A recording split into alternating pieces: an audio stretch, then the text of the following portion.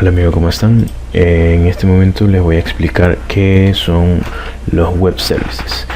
Bueno, básicamente lo que es un web service es, digamos que es un método de comunicación entre dos aparatos electrónicos en una red. Es una colección de protocolos abiertos y estándares usados para intercambiar datos entre aplicaciones o sistemas. Las aplicaciones escritas en varios lenguajes de programación que funcionan en plataformas diferentes pueden utilizar web services para intercambiar información a través de una red.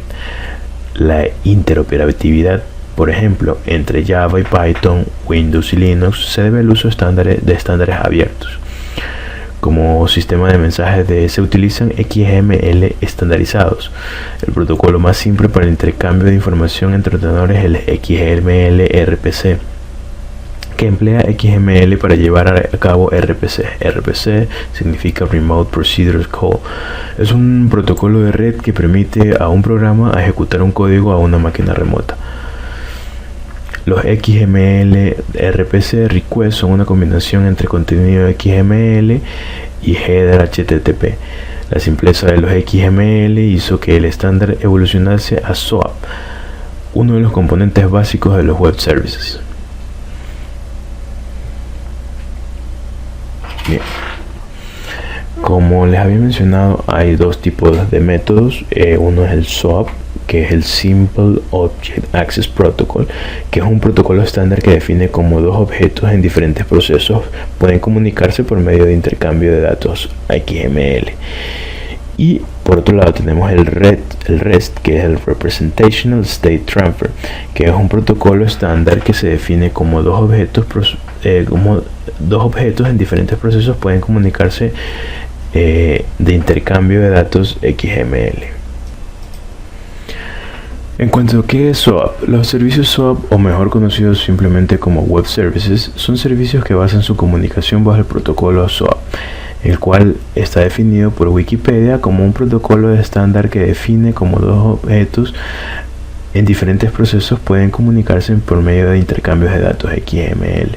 Por lo tanto, queda claro que la comunicación se realiza mediante XML, lo cual se debe quedar muy claro, pues en este aspecto donde radican las principales diferencias contra REST. Los servidores SOAP funcionan por lo general por el protocolo HTTP, que es lo más común cuando invocamos un web service. Sin embargo, SOAP no está limitado a este protocolo, sino que también puede ser enviado por FTP, POP3, TCP, colas de mensajería como pero realmente el HTTP es el protocolo principal.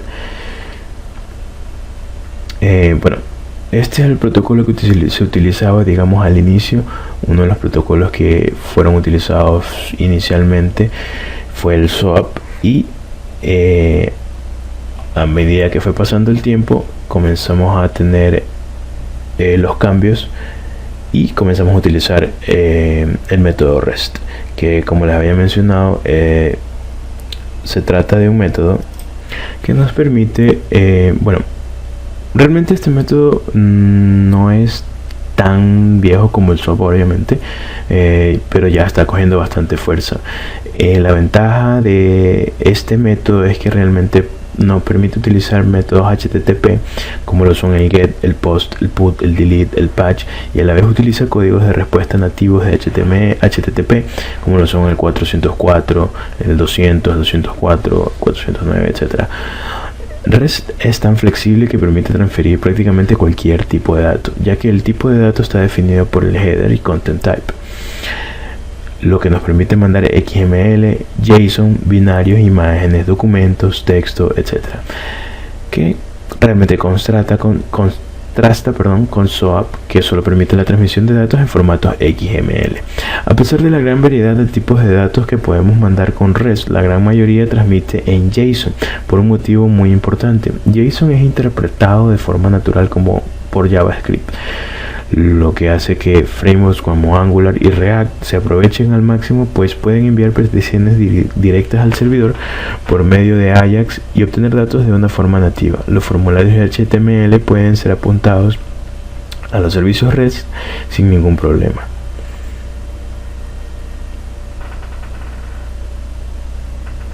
Otra de las grandes ventajas que presenta JSON sobre SOAP es el performance, ya que los JSON son considerados los más livianos en peso y mucho más rápidos en su procesamiento, pero como ya vimos, el performance tiene un costo y la robustez del mensaje como tal. Ahora bien, REST debería ser utilizado más para obtener datos en aplicaciones web, que funcionan principalmente con el modelo MVC. Del lado del cliente, es decir, que todos los procesamientos se realizan desde el navegador y que solo va al backend para obtener o actualizar la base de datos. Otra de las situaciones en cuanto tenemos aplicaciones donde los recursos de procesamiento son bajos y con ancho de banda limitado, como sería el caso de las aplicaciones móviles y robóticas.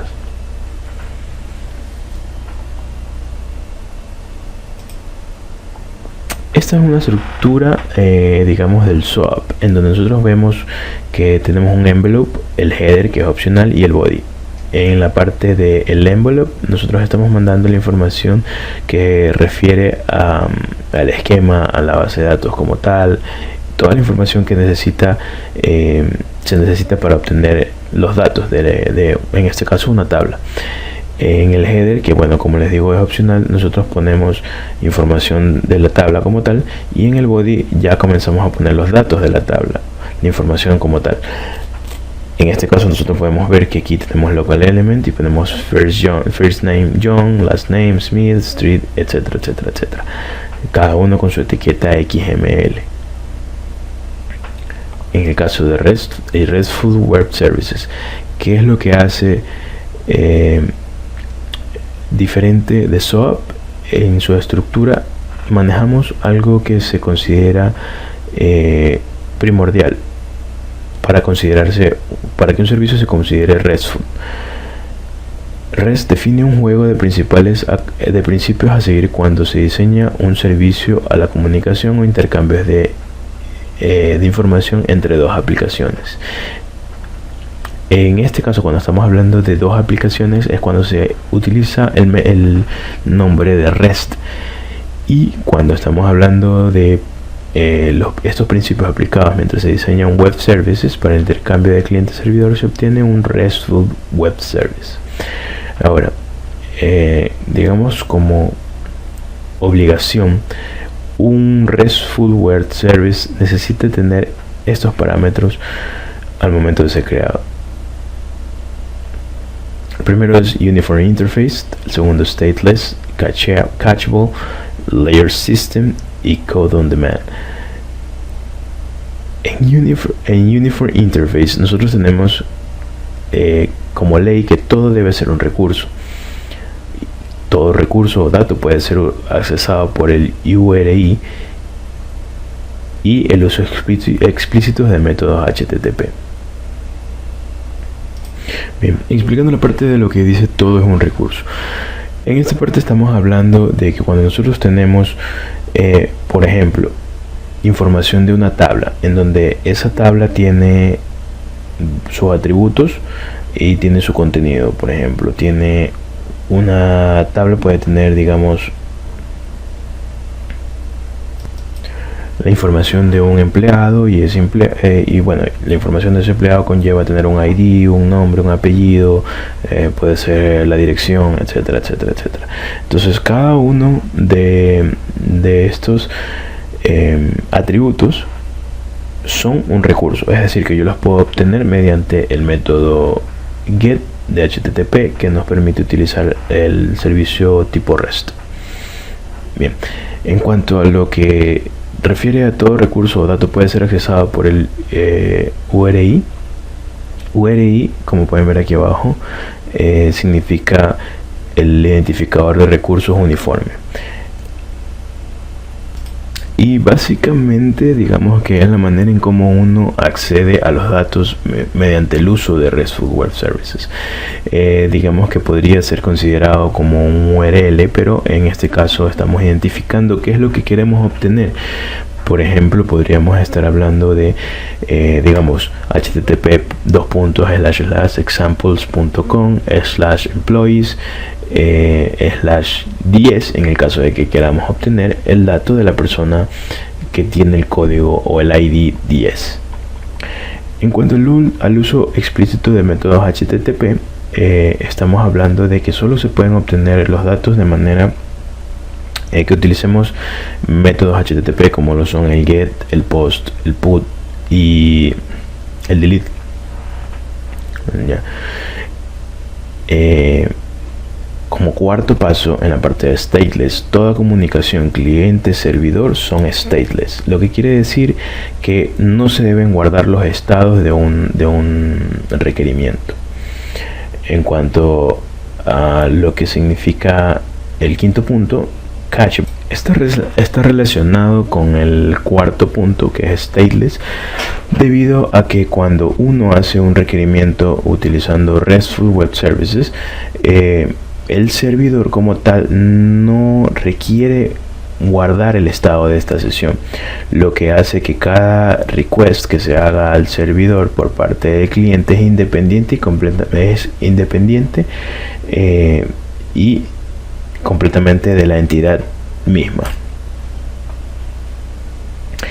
En el caso del punto 5 es lo que les estaba diciendo, que el estado de la sesión se guarda directamente o se mantiene o se sabe dentro del lado del cliente, no del lado del servidor. En el punto número 6 hablamos del layer system, que significa sistemas en capa. Nos dice que múltiples capas pueden existir entre el cliente y el servidor. Esto realmente para, digamos, pensar a futuro en el tema de escalabilidad. Este sistema de capas fue añadido realmente para digamos, mantener o mejorar el tamaño de las escalabilidades a razón de internet. Es decir, cada capa no puede ver realmente lo que hay en la siguiente capa o en la anterior capa que se encuentra, digamos, una sobre otra, simplemente lo que se encuentra dentro de su capa. Esto hace que existan limitaciones en la complejidad del sistema como tal. Realmente esto de aquí, como la mayoría de soluciones de escalabilidad, tiene sus, digamos, repercusiones. En este caso, la latencia, es decir, el tiempo de comunicación con el servidor, puede aumentar.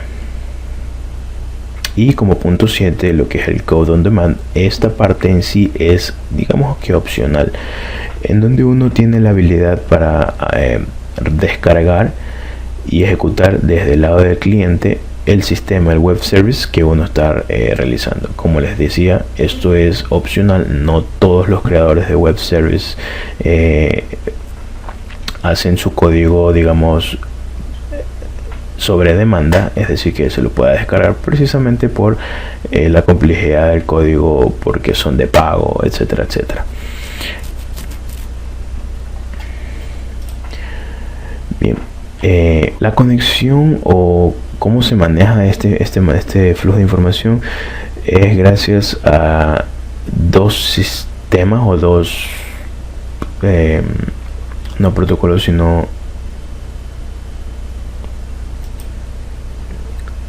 bueno, lo que es un estándar y una interfaz. El WSDL, que es el Web Service Description Language, que es una interfaz basada en el XML que se usa para describir las funcionalidades de un web service. En esta parte de aquí es donde un cliente le solicita a un servidor la información de cómo voy a solicitar los requerimientos al web service. Digamos que es como una especie de manual, ya, en donde nosotros obtenemos detalles directamente de cómo funciona, cómo se debe solicitar, qué se debe pedir, qué es lo que hay, etcétera, etcétera, etcétera, al momento de hacer una conexión con un web service. Y en el lado de lo que es el estándar de UDDI, que es el Universal Description Discovery and Integration, que es un estándar basado en XML para ubicar y encontrar servicios web. Está más que explicado en el sentido de que para nosotros saber o conocer o obtener la información de un web service, nosotros tenemos que ingresar al UDDI, en donde nosotros vamos a ver la librería de todos los web services que yo puedo obtener y que yo puedo utilizar como cliente. Muchas gracias. Con eso concluye mi exposición de lo que es el tema de web services.